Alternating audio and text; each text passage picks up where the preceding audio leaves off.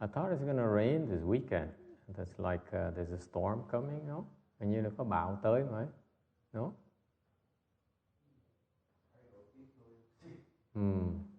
Okay. Let's see.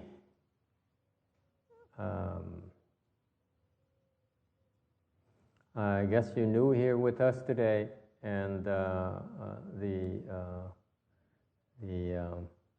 the Sunday is when we practice our Pure Land. Saturdays we practice meditation. Ngày mới tới, ngày hôm nay thì ông biết là sáng thứ bảy là tu thiền, sáng chủ nhật là mình tu tịnh độ.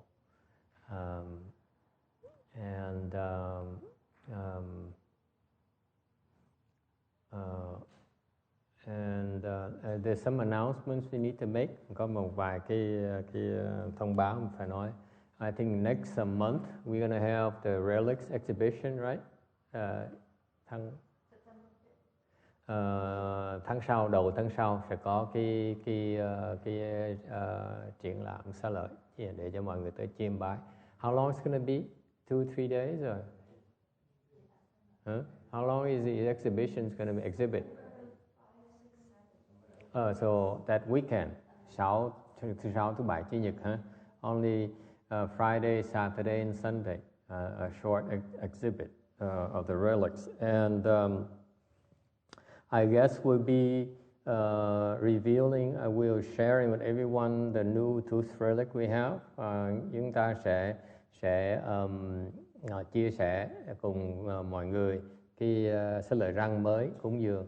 And this is a newly acquired, newly donated relic. Đây là một cái xá lợi răng mà được mới cúng dường cho chùa. And apparently this is the relic that will be anchored in the Mahastupa that we hope to build one of these days. Cái xá lợi răng này là cái mới mà người ta cúng dường để chúng ta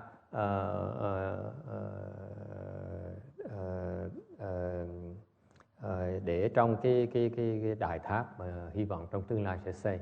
So this is a very most appreciated donation. Đây là một cái người ta phát tâm, người ta cúng dường cho chùa như vậy. Okay, and so we see what happens. At the rate we're going, it might take a little bit longer than we thought. Mà thế cái đà mà hello cái đà mà đang có đây thì chắc là hơi xây cái đại tháp nó hơi chậm một tí. Because we consistent with our approach and cultivation, mọi việc mà vì chúng ta tu theo cái truyền thống chúng ta tu đó is the one that is we accord with conditions and we do not seek anything. Cái vấn đề chúng ta tu, pháp chúng ta tu đó là tùy duyên mà không có cầu gì hết. Okay. If it happens, it happens. You hope it happens because it's good for Mahayana, the exposure Mahayana to the world. Mình hy vọng là cái đại tháp có hồi để mà xây được, tại vì cái đó nó là một cái điều kiện rất là quan trọng cho cái pháp đại thừa ở xứ Mỹ này. You know, Master Shuha brought Mahayana to the West about 40 years ago. Ngài Tiên Hóa ngài đem cái Phật pháp đại thừa từ Trung Hoa qua xứ Mỹ này 40 năm trước. And it's slowly taking roots, và từ từ nó đang đóng rễ, đang phát rễ ra. Because it takes a long time. Ngài Tiên Hóa phải cần 40 năm mới xây một cái đạo tràng bên Vạn Mật Thành, hệ thống Vạn Mật Thành. So my master Shenhua spent 40 years, 50 years of his life building this association, Buddhist association, headquartered at the CTTB, the City of 10,000 Buddhas in Ukiah, north of San Francisco, in Vạn Mật Thành. And it's really a gift to the world. Đó là một cái cống hiến lớn lao Ngài Tiên Hóa cho thế gian này. And I have the honor and privilege of studying on him for about in his system for about 4.5 years. Thì thầy được rất là may mắn là được huấn luyện với cái chương trình của ngài được 4 năm rưỡi. And after 4.5 years, I couldn't take it anymore. I had to leave. Sau 4 năm rưỡi chịu không nổi phải bỏ đi. Okay. But I struggle for a few more years. So thầy phải cực khổ thêm vài năm nữa. After his system, after being exposed to the system, it's very hard to find anything comparable to it. Sau khi mà đi qua cái hệ thống đó rồi đó, rất khó mà tu chỗ khác. Tại vì mấy chỗ khác không thể nào mà so sánh được. It's nothing even close to it. Không có chỗ nào nó gần được như vậy. It's a very, very special place. And I appreciate the training. Thầy rất là biết ơn cái sự giáo dục đó.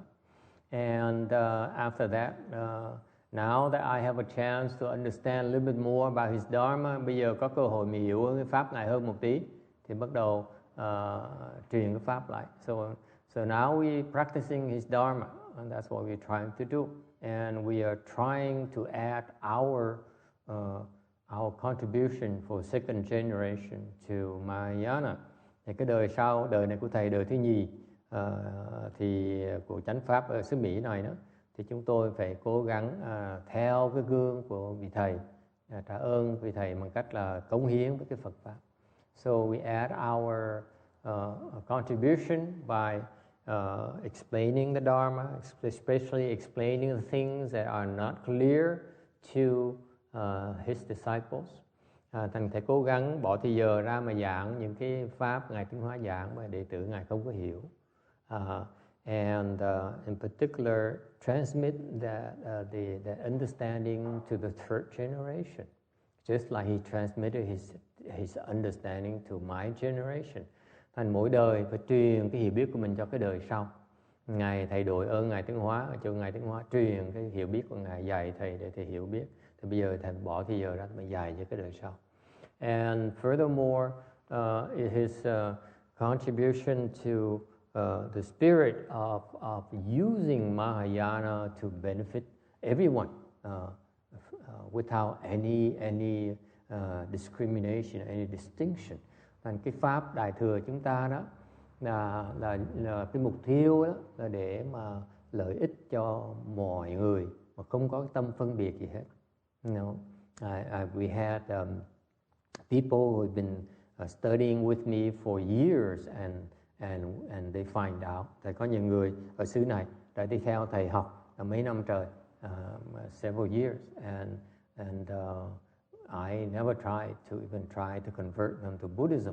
Mà mấy năm trời rồi họ theo học thầy, mỗi tuần tới học, mà thầy không bao giờ cái tâm không bao giờ mà cố ý mà dù họ theo Phật pháp. Okay. We're not stuck by labels. We don't have to be Buddhist to be a good person. Quý vị đâu cần phải làm Phật tử mới làm người tốt. Thì Mahayana Dharma is to learn to be a good person. That's all there is to it. Phật pháp mình, cái mục tiêu Phật pháp là khiến chúng ta mỗi người càng lương thiện hơn. The better, the more good you can do, you can be, the quicker you be able to attain true happiness. Cái gì mà càng sống càng lương thiện, càng có đạo đức chừng nào thì càng mau, càng sớm mà đắc được cái giải thoát, tìm được cái hạnh phúc chân thật. Okay? And so this is the spirit of sharing the goodness in your heart. Đây là cái pháp mình tu, là cái pháp mà chia sẻ cái lương thiện của tâm của mình. Actually, I talked to someone recently. Tôi nói chuyện một cái người đệ tử mới. I talked to one of my recent disciples, who recently took refuge with us. Thầy nói chuyện với một cái người đệ tử mà là mới quy y với thầy gần đây. And I told her that I'm very impressed that you've been making progress so quickly. Thầy nói với cái cô này, nói là thầy rất là hãnh diện, là cô rất sung sướng khi mà cô tu rằng rất là gắt gao mà đã tiến bộ, đã tiến bộ được 2 bậc luôn. See, I keep track of my disciples. Thầy để ý mấy người đệ tử, coi thử là họ ở đâu. I try to visualize where they are and what kind of progress they're making and so on. Thầy thấy người đệ tử nó tiến bộ. And I said, you know, you made 2 leaps since your last took refuge. Tôi nói là cô đã nhảy được 2 bậc từ khi mà quy. And I said, do you feel any difference? Tôi hỏi cô có thấy gì khác biệt hay là không? She says, yes, I felt. I've changed. Nói là con thay đổi. I said, in what way? Tôi hỏi thay đổi cách nào? And she says, well, I'm healthier, tôi khỏe hơn. I'm more at peace, người được an lạc hơn. And there's something that's interesting, chuyện rất là lạ. Okay? I found that I became kinder and more compassionate. Rồi nói là con cảm thấy người mọi như nó đổi, mọi như cảm thấy mình từ bi hơn. And that's music in my ears. Thầy nghe như thầy mừng nhớ sợ lắm. Tại sao vậy? Because that is the purpose of my training as third generation, to help you become kinder and more compassionate. Cái mục tiêu mà thầy dạy quý vị đó, huấn luyện quý vị để quý vị tiến bộ một cái sự cách mà nhìn cái đo lường cái sự tiến bộ mà rõ ràng nhất á, là cái tâm quý vị trở thành từ bi hơn. One of the major gauges, measurements I use is how kinder and more compassionate you become. That's what the spirit of Mahayana is. Cái tinh thần đại thừa mình như vậy đó. My interest has never been to build temple. Thầy trước giờ không có ham chùa. Never been to have a lot of disciples. Không ham nhiều đệ tử. Have a lot of students. Được nhiều học trò. Okay, I never care for money or fame. Thầy không tham danh lợi. Okay. My spending time to teach, whether it's meditation, whether Pure Land or tantras, thì dạy thiền tịnh hoặc là mật, là giáo này nọ, thì is in order to help you improve, become a better person. That's all there is to it. Thầy làm những chuyện đó để mong quý vị được tiến bộ, trở thành một con người lương thiện hơn, hoàn hảo hơn. That's all there is to it. Because if you become a kinder, more compassionate person, you'll be happier. You'll be increasingly happier. Bởi vì mình càng từ bi chừng nào đó thì càng cảm thấy sung sướng, an lạc hơn nhiều. Okay. If you kinder, nếu quý vị mà có cái tâm từ hơn á, what happens? You'll be less stressed out. Quý vị mà có cái tâm từ, quý vị bớt cái tinh thần, bớt căng thẳng. Why is that? Tại sao như vậy? Does anyone know? Biết tại sao mà khi quý vị có tâm từ thì bớt căng thẳng?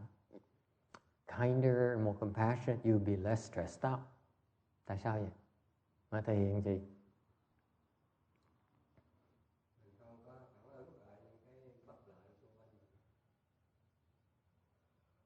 Why do we feel stressed? Tại sao mình bị tinh thần căng thẳng này?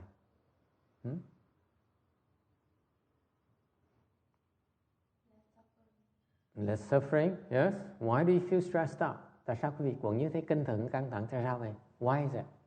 Có ai để ý chuyện đó không? You all get stressed out. Ai cũng tinh thần căng thẳng hết. Trừ cái cô này. Cô này cũng căng thẳng dễ sợ lắm. She's very stressed out herself. Okay? And yet she's strong. She can handle it. I see all of you so stressed out. Cô này là ít căng thẳng nhất. She's the least stressed out. She's waiting for rebirth of the Pure Land. Cô này chỉ đời bản sanh thành ra rất là cái gì cũng xả được, càng ngày xả thêm tí, right? Mỗi ngày xả thêm tí. See, the way she goes about it, she comes to the temple in order to do what? On Sunday she comes to the temple and she's trying to find another thing she can put down. Cô Thân Hương này tới chùa mỗi Chủ nhật là để tu, để mà tìm một cái gì đó để mà xả thêm tí, phải không? That's finally what she decided she's going to do when she comes to the temple. Cô quyết định như vậy phải không cô? That's how she decided to do it. Okay, so it's remarkable. Cái đó có trí huệ mới làm được như vậy. It shows wisdom right there. The rest of us, we're still young. Chúng ta còn trẻ, right? We still want to grasp things. Mình trẻ thì mình còn tham muốn, mình chụp cái này chụp cái nọ. But she's now learning, decided she wants to let go. Còn cô này cô quyết định là phải xả. Why is that? Mình xả mình mới có đi được. Mình còn gánh nặng, còn ôm càng nhiều, lúc mình tắt thở, rất khó mà bỏ, rất khó mà đi tới phương cực lạc. And it's very smart because you want for rebirth and have a good end of life. At the end of the life, you struggle less, you are less sick. Is you learn to let go right now. Phải tập xả trước những cái mình không cần thiết. You learn to let go the things you don't need right now. Okay, and that's why when you at the end of your life, it could happen to any of us anytime. Cái chết nó tới, tất cả mọi người không thể nào biết lúc nào nó tới. Thành ra mình phải tập xả lúc mà còn có sức, còn có đang sống tập xả. Thì như vậy đó, thì lúc mình chết đó, mình dễ mà đi đắc bản sanh hơn. And this is a part of the Pure Land Dharma. You need to learn to let go. Okay? You need to lighten the load. You have the less luggage to go, then you can go easier to go to Western Bliss Pure Land. Là cái gì mà bớt hành lý, ít hành lý hơn thì nó dễ đi hơn. Okay? All right. So anyway, so she's less stressed out, but the rest of you, I can see all of you are so stressed out. Còn thầy thấy quý vị, maybe this gentleman here, because he uses a special dharma to relax him all day, so you can tell he's a lot more relaxed too. Am I correct? You're very relaxed to yourself. Ông này cũng tới, and you know, by the way, that your being too relaxed is an impediment to your making progress in your meditation practice. By the way, thì nhắc ông này tới đây để muốn học cái thiền để mà ông chữa bệnh ông á. Okay. By the way, I told my students to relate to you. I hope they did that to you. I said, your legs should be a lot stronger. You should be able to walk without a cane. And it's just the nerves being weak, right? The muscle being weak is no damage, right? Okay. There is no reason why you can't walk freely without a cane. Okay. Anh nói cái ông này cái đầu gối nó chưa hư, chân nó còn tốt, chỉ nó yếu thôi.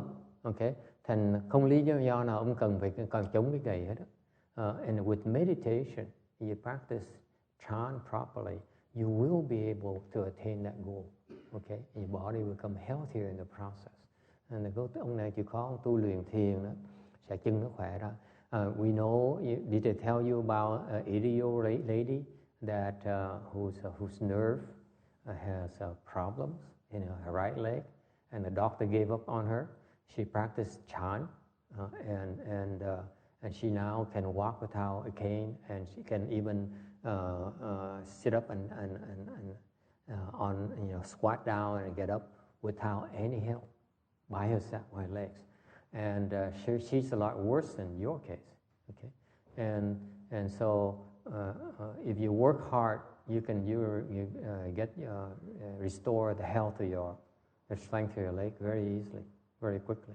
Okay, khuyên ông này là chịu khó luyện, chịu khó tập luyện thì sẽ cái chân nó khỏe lại. Before it gets worse, because once it gets worse, it's much harder to recover from it.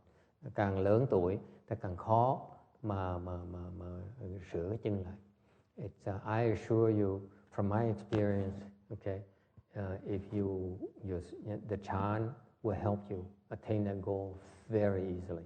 Okay. Theo kinh nghiệm thầy biết á, cái chân mà yếu như vậy rất dễ mà chữa. And you have to also realize that as part of your body is failing, it means the rest of the body is also failing, and yet you're not aware of it at all. Okay. Mà quý vị biết một khi mà cái chân nó yếu rồi, có nghĩa là cơ thể mà bắt đầu nó đang chết. Chứ không phải riêng cái chân đâu. Okay. Thành ra lúc mình so in that way, if you can recover, your legs get better, that means the rest of your body also gets better. That's how it works. Thành nếu như cái chân mà quý vị mà hồi phục lại cái sức khỏe, cái chân mà thấy được cái chân mà khỏe lại, có nghĩa là cả cái thân của mình nó sẽ khỏe lại luôn nữa. Tại không bao giờ một chân mà yếu một mình đâu. Okay. Nó cả một cái hệ thống đó. According to Eastern medicine, it's an entire system. Okay. When the leg is weak, it's reflection of the rest of the system is also weak. Thành ra cái hệ thống mà theo cái quan điểm của Tây Đông y đó, cái chân nó yếu có nghĩa là cái thân nó yếu luôn. Okay. Thành ra phải lo chữa trước. And the way to go about it is that you need to let go of that comfort you're attached to right now. You're very attached to comfort right now. Am I correct? You're feeling very good. You're very attached to that good feeling. And that's an impediment to your restoring the health of your legs. Don't be fooled by that good feeling. Okay? Này thì nói biết là, tôi biết là ông này đó, ông rất thoải mái, cái người rất là sung sướng, rất là thoải mái. Thầy biết cái thoải mái đó là cái mà sẽ làm ông kẹt mà ông không chữa được cái chân. And you have to let go of that attachment. And why do you want to let go? Not only because it will help you heal. Thầy nói ông này phải bỏ, đừng chấp trước cái sự tham, cái thoải mái đó. Tại vì nó sẽ cản trở cái chân nó khỏe mạnh. Okay. But not only that, not only is an impediment to your restoring the strength to your legs, your legs should feel the way a normal leg of a person your age should normally feel, and even better than that. That should be the norm, and even you both should be above the norm. Okay? Nói những cái tới tuổi đó, cái chân nó thường nó khỏe như vậy, thì if that 80-year-old person can walk, if I saw a 95-year-old woman can walk, so should you be able to as well. Okay? Nói là thường cái chân là thường phải đi bộ, không có thành vấn đề hết. Phải dài tới đi bộ mới đi nhiễu niệm Phật được chứ. Không? Người ta mà không mà đi nhiễu được, sao mà đi niệm Phật và đi. Hả? Không có một, chân yếu thôi. Thì ra ông không cần chống gậy, ông chống gậy để sợ té, tránh cái té thôi. Thành ra, see you ideal for chant, because chant will do a ton of good for you. Okay? All right?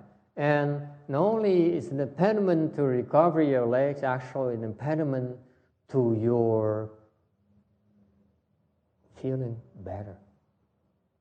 Mà không phải riêng về cái tham, về cái chấp trước, về cái thoải mái bây giờ, cái sung sướng bây giờ đó, là nó cản trở, nó làm trì hoãn lại cái sự hồi phục của sức khỏe chân ông ấy. Nó còn khiến ông khó tiến bộ, mà càng tiến bộ thì càng thấy sung sướng hơn lúc trước nữa. And that's the nature of progress, by the way. When you make progress, your body becomes healthier and you feel better than before. That's why we work hard. Okay? Nên cái vị biết mỗi lần mình tiến bộ đó, không phải cơ thể mình khỏe, mà không phải mình cảm thấy sung sướng lúc trước, phải không? Người nó thoải mái lúc trước, đúng không? Thành bởi mình cần tiến bộ, mình muốn tiến bộ vì vậy đó. This is why cái tu của mình là thầy cứ khuyến khích quý vị nên tu hành, cố gắng thêm một tí để tiến bộ. Tại lúc mình cố gắng như vậy nó dễ tiến bộ hơn, và tiến bộ hơn lúc người mình nó sẽ sung sướng và khỏe mạnh hơn lúc trước nhiều. Okay? Now that's why we encourage people to apply themselves so that they can make progress and they get more out of life. Okay, any questions about that? Ai thắc mắc gì không? Okay. Anyway, so I was saying that So what part of what we do is we try to share a goodness with people. Thành chuyện chúng ta làm là chia sẻ cái mà tốt đẹp cho mọi người, cái lợi ích cho mọi người, đem lại lợi ích cho cuộc đời mọi người. We try to do the spirit Mahayana is to bring benefit others. Okay, help others. That's what we do. Why? Because that's what my masters did for me. Tại sao thầy làm như vậy? Tại vì sư phụ thầy đã làm thầy như vậy. Before I became a monk, I was not a very happy person. Actually, I was bipolar. That's my life story. I shared a few times. Trước thầy bị bệnh hưng trầm cảm. Okay, một bên chán đời, một bên nghĩ mình là thượng đế. She's laughing. Đâu có ngờ con quy y một cái ông thầy mà bệnh hoạn dễ sợ lắm. My students didn't realize that they took refuge with a man who used to be very very sick. Mà con biết cái bệnh hưng trầm cảm nó không bao giờ nó rời mình hết đó. Cả cuộc đời mình phải đối phó với nó, tại nó đổi dạng hoài à. And once you bipolar, it's a lifetime and it's a lifetime problem. It changes its face only. It gets lighter and lighter, but it's like a struggle the rest of your life. It's the nature of this mental illness. Don't look at me like that. I don't bite. Quý vị đừng có sợ, thầy chưa khùng rồi. I used to be crazy, but not that crazy anymore.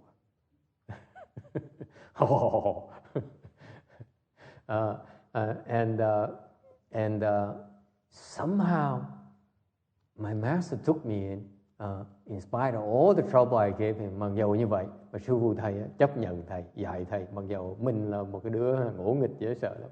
I was a rebel. I'm still a rebel. And I don't know why he would bother spending time teaching me and helping me. Tại vì nó vẫn tới giờ thầy vẫn thắc mắc tại sao sư phụ vẫn giúp đỡ mình như vậy. Không có lý do vậy đó. Because I would not help myself. If I were him, thầy mà đổi cái tư vị lại thầy, địa vị lại thầy sẽ không giúp đâu. Tại vì it's too much of a hassle. Nó phiền dễ sợ lắm. But now somehow through the practice of Mahayana, I kicked off. I resolved my bipolar issue. I guess I'm one of the few monks in this country who's able to overcome my bipolar disorder. Thành thật thầy nói, thầy chia sẻ để nói quý vị biết á, chắc thầy là một trong những người mà sư mà rất ít đó, trong xứ Mỹ này mà có thể trị được tự trị được cái bệnh hưng trầm cảm này, cái là bệnh khùng.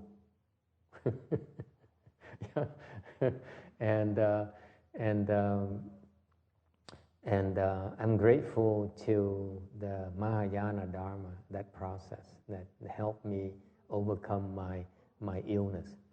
Nhờ tu cái pháp Đại Thừa mà thầy đã tự chữa được cái bệnh khùng này, bệnh điên này. Cười nhỏ cười. She's shocked. Vô cảnh. She's so shocked that she didn't realize I was.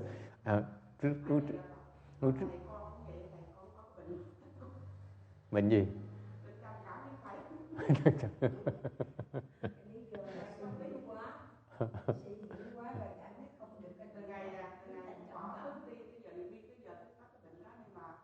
Chán đời lắm phải không?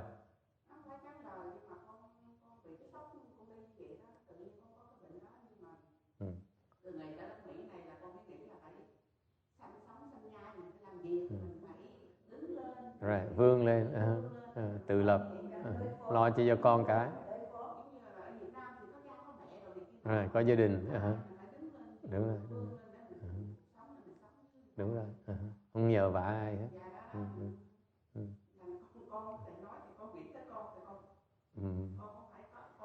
Con có biết đại đa số những cái người bị những cái vấn đề như vậy, ta nghĩ họ rất là bình thường, ta ai cũng như vậy hết, nhìn ai cũng có đau cổ căng thẳng rồi này nọ cũng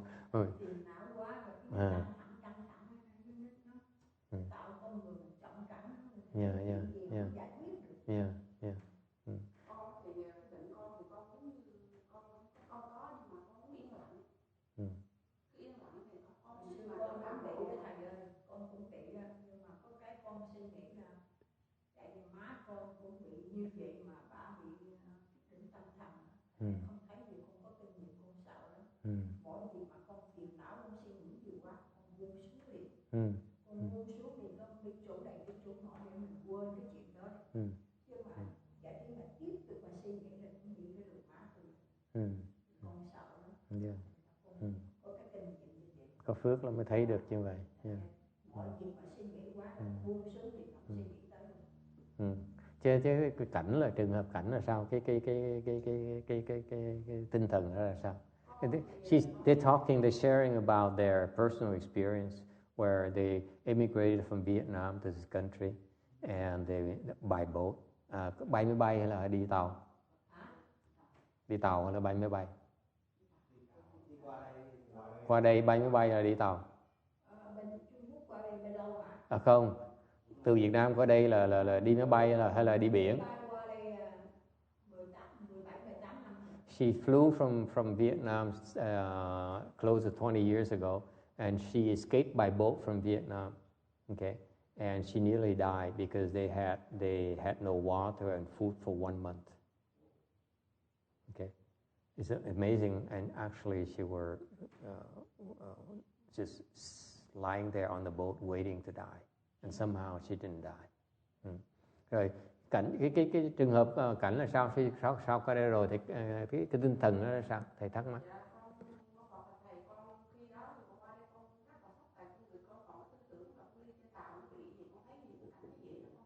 She saw death, people around her dying, families like half the family members are gone because it's her friends and relatives. So she's sitting there watching people around her die, small babies die. Mothers are giving birth to a small baby, the babies die, and then the mother dies, that kind of thing. Okay.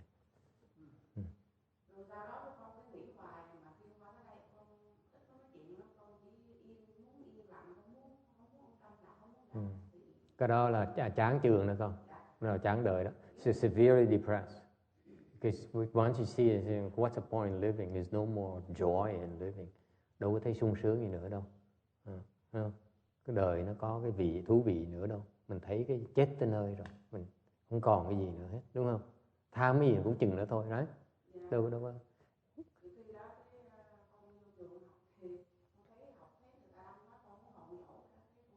Cái đó là bị chán chường trầm trệ nặng lắm đó con. Cái đó là bị bệnh chán đời đó, rất là nặng. Severe depression. She has nightmares. She still thinks about those. She still remembers all the people around her dying for a month. Can you imagine 24-hour days, just sitting there, waiting to die?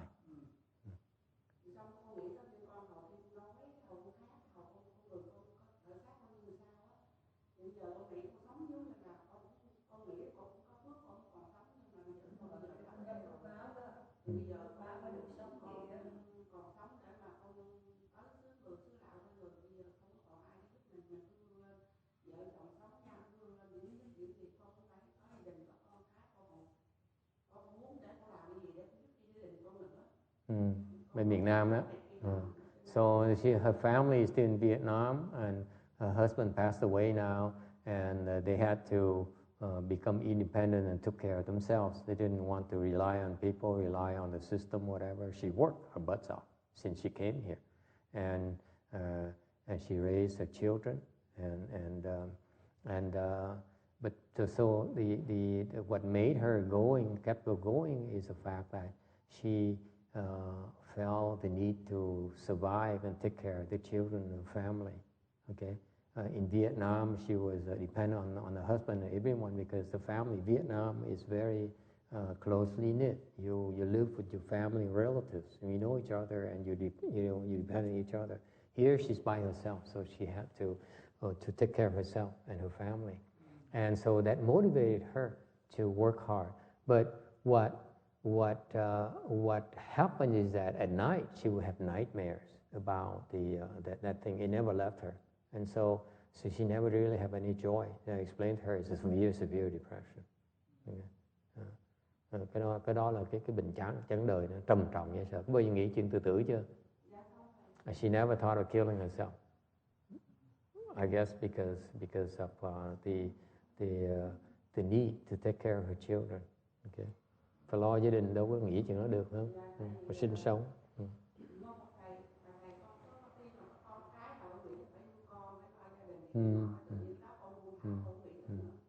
Thế.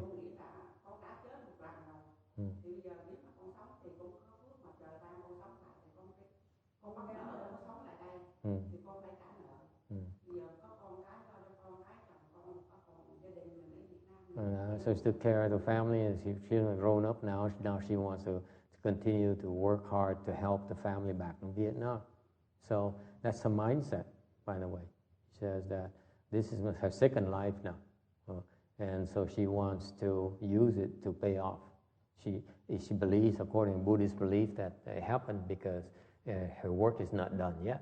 So now it's time to continue to work hard to pay off her debts to her family. And that's how she thinks. Cái tinh thần rất là đúng. Mình có còn cái sức thì mình giúp đỡ gia đình mình giống như mình trả nợ cho họ, con nghĩ rất là đúng. Con người của mình đó, mọi gì cái gì cái phiền não chân nữa ở đây cũng đừng có suy nghĩ mà thẳng quá. Khi mình suy nghĩ nó thẳng quá, cũng chẳng nó đi thành kinh của mình đó, mà tại cô Thư Hương chưa biết đó, tại sự thật là như vậy nè. Lý do mà cô này mà mặc dầu thường những cái người mà chán chường như vậy người ta tự tử hết rồi, mà tại sao cô này không tự tử? Typically, people who are severely depressed like she is, like Cảnh is, she still is, by the way, they would consider killing themselves. It cross.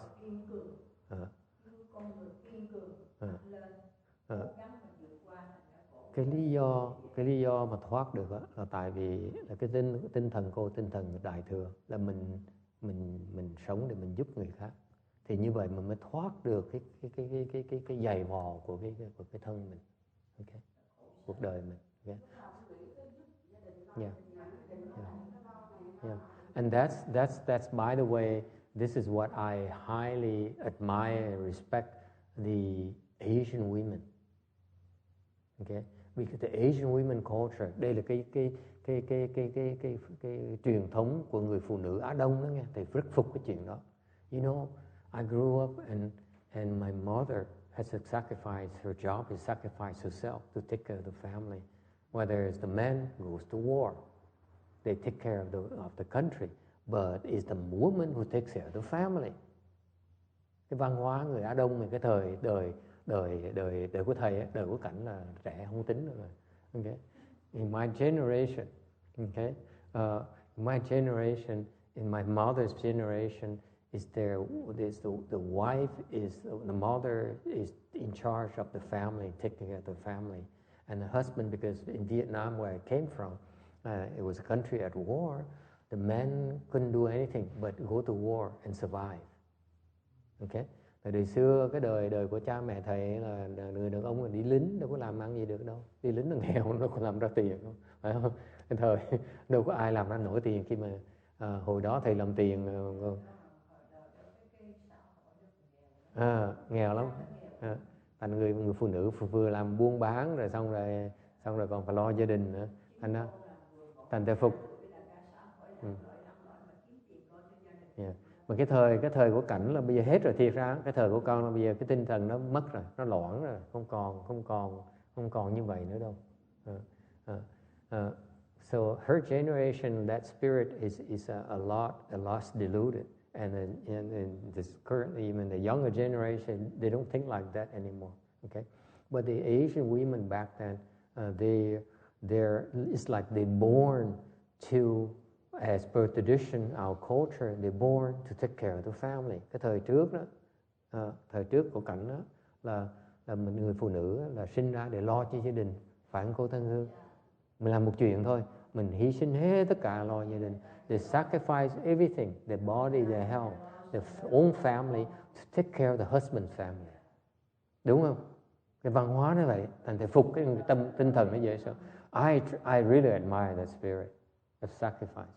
Okay, and because she has that spirit, even though she's severely depressed, there's this sense of responsibility to help her be free from that, and because she has work to do. Okay, là nhờ như vậy mà thoát được cái đó. Chứ thường những cái tụi trẻ thời này á, khi nó bệnh chán chường trầm trọng như vậy, tụi nó nghĩ tự tử hết rồi. I contrast it for you, because my experience has been the younger people, younger generation, who are severely depressed, most of them would think about killing themselves, including me. Chính cá nhân thầy lúc trước đó, còn tại gia đó, lúc còn tại gia đó nha, chán chường như lúc mình chán chường khó khăn, nó tuyệt vọng quá, mình muốn tự tử nữa. I remember a few times I thought of killing myself when I was a lay person. Why? Because all I was is preoccupied with myself. Okay. Hồi đó tự tử tại sao? Hồi đó chỉ muốn sống cho mình thôi, không biết ai, không cần ai. Thành con là cái đặc biệt chỗ đó, là phải lo người khác thành nó đỡ. Tình nặng, cái tình nghĩa được.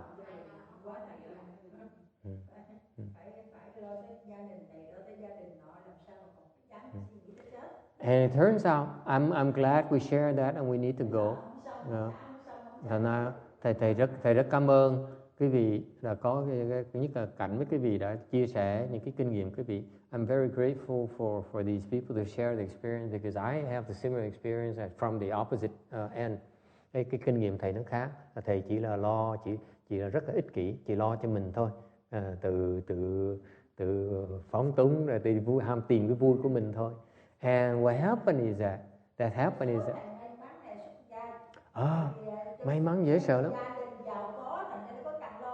Tại vì chán quá, không có gì thích hết, mình tìm cái xuất gia để mà tìm cái thú vui trong cuộc đời mà thôi, chứ không phải là mình có cái lý tưởng gì đâu. See, I became a monk because I was bored of my secular life. I said this life of mine is nothing exciting anymore. So let's try becoming a monk for a while and then come back. Thầy trước đi rất hời hợt chứ sợ. Đi tu rồi tìm vui thôi, chứ không phải có lý tưởng gì hết. It's no ideal. Okay? And somehow my master knew about it. Ông sư phụ ông biết, mà ông vẫn dạy như thường. He took me in, he taught me anyway. Okay? Dạy pháp ngay lập tức, gặp thầy một cái là dạy, nói mày tu cái pháp này. Okay? And the reason that I escaped when I got rid of my mental illness, at least for that kind of illness, I have a lot more that I don't know about. That is because the Mahayana practice is that you have no time for yourself. You have to, when the spirit is, you have to help others. That's why you cannot, you don't put yourself above everyone else. Okay? Yeah, like in her case, you put everyone's needs above yours. That's your chance for redemption, your chance for escape. Thành ra nhờ cái pháp đại thừa mình nên tu là mình để tìm cái cách làm lời cho người khác. Cái pháp nó như vậy, chứ không phải mình tu để cho mình. Mục tiêu tối thượng của mình không phải để cho mình. Cái pháp tu mà đúng muốn tiến bộ tới cái trình độ cao đó, là phải để cái lợi ích người khác trên cái lợi ích của mình. Cái tư lợi, tha lợi nó quan trọng, cái tư lợi thì mình mới thoát được. Thành nó tương tự, thấy cái sự tương tự hơn. Okay. All right. I think we have to go. Have to take a 5-10 minute break and then come back and do the lunch offering. Chúng ta nghỉ 50 phút, xong rồi trở lại để mà bữa khác nói tiếp. We have, it's a long story. Không có gì hấp tấp hết đó. Yeah. All right.